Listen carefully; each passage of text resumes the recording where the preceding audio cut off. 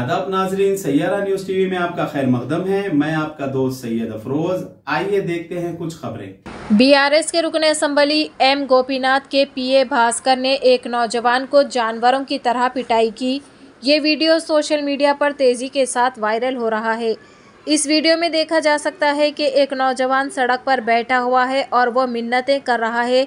बावजूद इसके नौजवान इस पर हमला कर रहे हैं। दावा किया जा रहा है कि नौजवान पर बड़ी लकड़ी से हमला करने वाला नौजवान का ग्रुप रुकने असम्बली का हामी है। हमला क्यों किया गया है, हमले की वजूहात क्या है, इसका फौरी तौर पर पता नहीं चल सका। ज़ख्मी को फौरी तौर पर इलाज के लिए हॉस्पिटल मुंतकिल कर दिया गया है।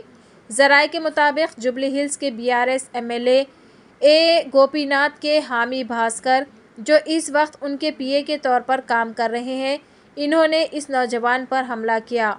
मालूम हुआ है कि इस सिलसिले में मुतालिका पुलिस ने मुकदमा दर्ज करके तहकीकात का आगाज़ कर दिया है। मज़ीद तफसीलात का इंतज़ार है। तो जैसा कि आपने देखा नाजरीन, क्या हो रहा है देश और दुनिया में। इसी तरह के लेटेस्ट न्यूज़ देखने के लिए हमारे चैनल को लाइक करिए, शेयर करिए, सब्सक्राइब करिए और हमें दीजिए इजाज़त।